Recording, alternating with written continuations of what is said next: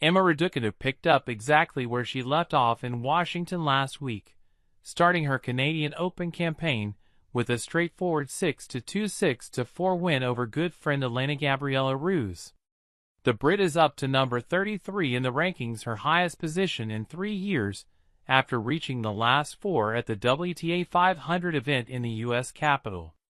Making her Montreal debut just 3 days after losing in the Washington semifinals, the quick turnaround didn't seem to bother Raducanu on the court. But she made a hilarious mistake as she addressed the crowd on the center court when reflecting on her recent run. "I'm so happy to have come through that. I know Elena. She's a very good friend of mine, and it's very difficult to play someone who you're close to. So I'm really proud with how I kind of put that to one side in the match and also backed up a good week last week in Chicago," Raducanu said during her on-court interview, before laughing and correcting herself. "Chicago? DC? And performed well today. Yeah, just really happy and loved playing here for the first time."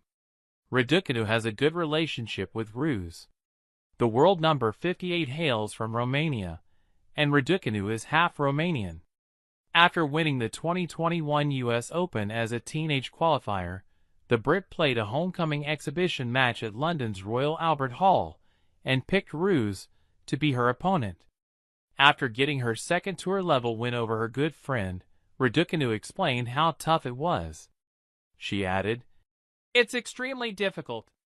We've spent a lot of time together off-court, practices, and she's a great girl, so it's not nice when you have to see her name in the draw, but I'm really pleased with how I performed myself."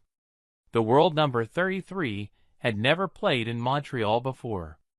The ATP and WTA Tours alternate between Montreal and Toronto each year for the Canadian Open, and Raducanu's only tournament appearance in 2022 was in the Ontario capital.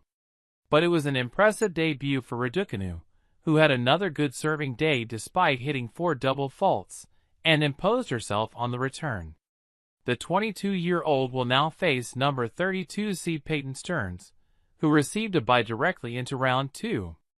There was a familiar face in Raducanu's box for her match against Ruse, as Mark Petchey was back in the coaching corner. Petchey briefly worked with Raducanu in 2020, and they reunited at this year's Miami Open.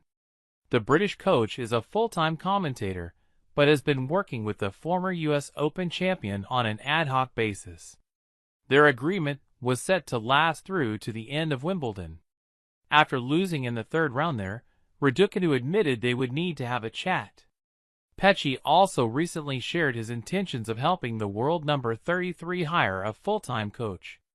He did not join her in Washington last week, but continued to shout words of encouragement throughout Monday's match. And that wraps up today's news. Thank you for watching. Don't forget to like, share, and subscribe for more tennis content.